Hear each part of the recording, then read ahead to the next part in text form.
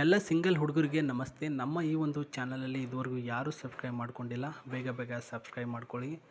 So ಏನಿಲ್ಲ ವಿಷಯ, ಸುಮಾರು 1 ತಿಂಗಳಿಂದ ಒಬ್ಬ ಗಂಡನ್ನ ಹುಡುಕಾಟ ಮಾಡ್ತಾಯಿದ್ದೆ ನನ್ನ ಮದುವೆ ಆಗೋದಕ್ಕೆ. ಯಾರೂ ಕೂಡ ಸಿಗ್ತಾಯಿಲ್ಲ. ಬಿಕಾಸ್ ನನಗೆ ಒಂದು ಸ್ವಲ್ಪ ಬ್ಲ್ಯಾಕ್ ಕಲರಲ್ಲಿದ್ದೇನೆ, ಡಲ್ಲು, ನೋಡೋದಕ್ಕೆ ಈ ರೀತಿ ಕಾಣಿಸ್ತೇನೆ. ಹಾಗಾಗಿ ಗಂಡು ಮಕ್ಕಳು ಯಾರೂ ಕೂಡ ನನ್ನ ಮದುವೆ ಆಗೋದಕ್ಕೆ ಮುಂದೆ ಬರ್ತಾಯಿಲ್ಲ ಅಂತ ಹೇಳಿರೋದು. ಸೊ ನಾನೊಂದು ಮಾತು ಹೇಳ್ತೀನಿ ಸ್ನೇಹಿತರೆ, ಕಪ್ಪು ಬಣ್ಣ ಇರೋದು ಮುಖಕ್ಕೆ, ಶರೀರ ಏನಾದರೂ ಕಪ್ಪು ಬಣ್ಣ ಇದ್ದರೆ ಮಾತಾಡಿ, ಆಯಿತಾ? ಮನಸ್ಸೇನಾದರೂ ಕಪ್ಪು ಬಣ್ಣ ಇದ್ದರೆ ಮಾತಾಡಿ. ಸೊ ಮುಖ ನೋಡಿ ಮಳೆ ಹಾಕಬಾರ್ದು, ಹಾಗಾಗಿ ಮನಸ್ಸು ನೋಡಲಾರ್ದೆ ನೀವು ಆಕೆ ಹೆಂಗೆ ಅಂತಂದ್ಬಿಟ್ಟು ಅಳಿಲಕ್ಕೆ ಹೋಗಬಾರ್ದು. ಅದಕ್ಕೋಸ್ಕರ ಈಕೆ ಹೆಸರು ಬಂದ್ಬಿಟ್ಟು ನೂರೈನ್ ಶೇಖ್ ಅಂತ. ಮಂಗಳೂರಿನಲ್ಲಿ 5.4 ಅಡಿ ಎತ್ತರದ ಹೈಟ್ ಹೊಂದಿರತಕ್ಕಂಥ ಒಬ್ಬ ಸುಂದರ ಹುಡುಗಿ. ಸೊ ಬ್ಲ್ಯಾಕ್ ಕಲರಲ್ಲಿದ್ದರೂ ವೈಟಲ್ಲಿ ಇರೋ ಥರ ಲಕ್ಷಣವಾಗಿರ್ತಕ್ಕಂಥ ಹುಡುಗಿಯಾಗಿದ್ದು, ಬಣ್ಣ ಕಂದು ಬಣ್ಣದ ಮೈಕಟ್ಟು ಹೊಂದಿರೋದು.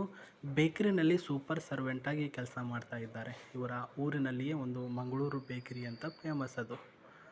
ಸೊ ಆ ಒಂದು ಊರಿನಲ್ಲಿ ಕೆಲಸ ಮಾಡ್ತಕ್ಕಂಥ ಈಕೆ ಪ್ರಸ್ತುತ ಒಬ್ಬ ಹುಡುಗನ್ನ ಹುಡುಕಾಟ ಮಾಡ್ತಾ ಇರೋದು.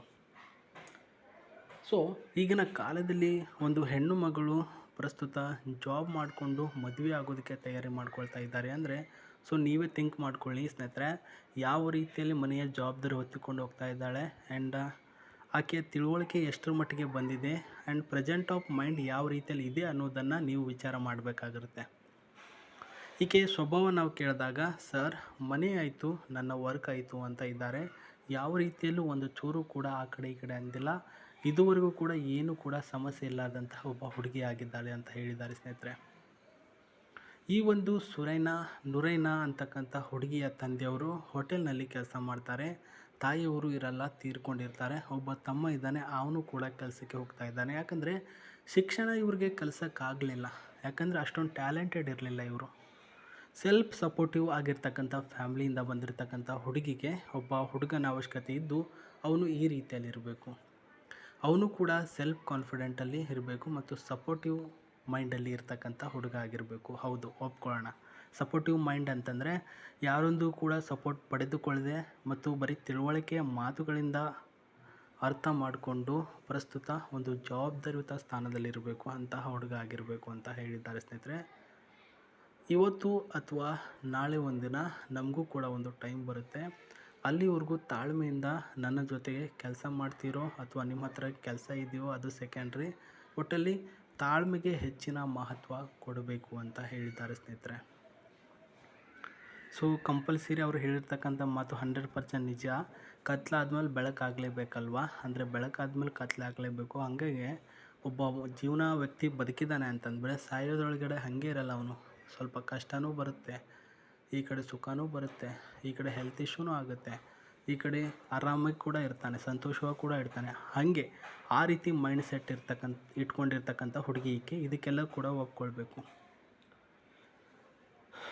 ನಿಮ್ಮ ವಯಸ್ಸು 30 ಅಥವಾ 29 ವರ್ಷದ ಒಳಗಡೆ ಇದ್ದರೆ ನಾನು ಮದುವೆ ಆಗ್ತೀನಿ.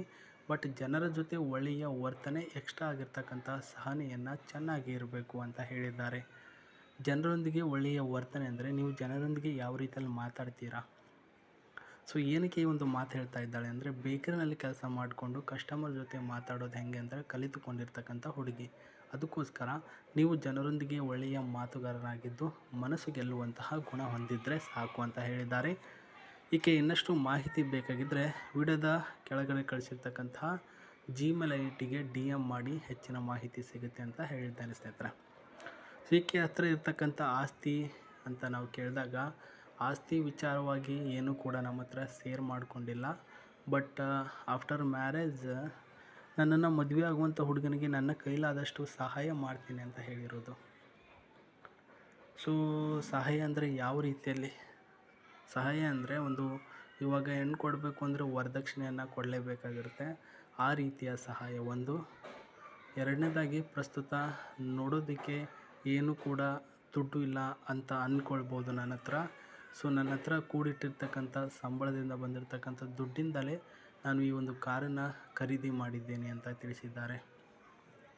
ಇದೊಂದು ನಿವ್ಯಾ ಕಾರ್ ಇದು ಸ್ನೇಹಿತರೆ, ಚೈನಾ ಮಾಡೆಲ್ ನಿವ್ಯಾ ಕಾರ್.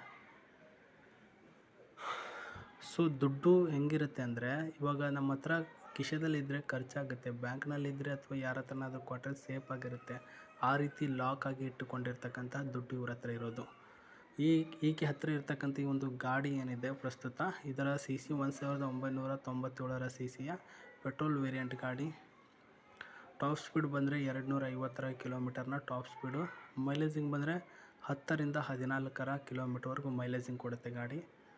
ಸೀಟು 5 ಇದೆ ಮತ್ತು ಕಲರಲ್ಲಿ ವೈಟು, ರೆಡ್ಡು, ಬ್ಲೂ ಸಿಗುತ್ತೆ ನಿಮಗೆ. ಬಟ್ ಇವ್ರ ಹತ್ರ ಇರೋದು ವೈಟಲ್ಲಿ ಇದೆ ಸ್ನೇಹಿತರೆ. ಐ ಥಿಂಕ್ ನಾನೇನು ಹೇಳ್ತೀನಿ ಅಂದರೆ, ಈಕೆಯ ಹತ್ರ ದುಡ್ಡಿದೋ ಬಿಟ್ಟಿದೋ ಗೊತ್ತಿಲ್ಲ, ಬಟ್ ಆಕೆ ಚೆನ್ನಾಗಿದ್ದಾಳೆ, ಶರೀರದಲ್ಲಿ ಚೆನ್ನಾಗಿದ್ದಾಳೆ. ನಿಮಗೆ ಒಳ್ಳೆಯ ಹುಡುಗಿ ಬೇಕು, ಸೊ ಕಷ್ಟದಿಂದ ಬಂದಿರತಕ್ಕಂತಹ ಹೆಣ್ಣು ಮಗಳು ಬೇಕು, ನನ್ನ ಕಷ್ಟಗಳನ್ನು ಅರ್ಥ ಮಾಡ್ಕೊಂಡು ಹೋಗಬೇಕು ಅಂತ ಇದ್ದರೆ ಈಕೆಗೆ ಕಂಪಲ್ಸರಿ ಕಣ್ಣು ಮುಚ್ಕೊಂಡು ನಿಮ್ಮ ಡೀಟೇಲ್ಸ್ಗಳನ್ನು ಕಳಿಸಿ 100%.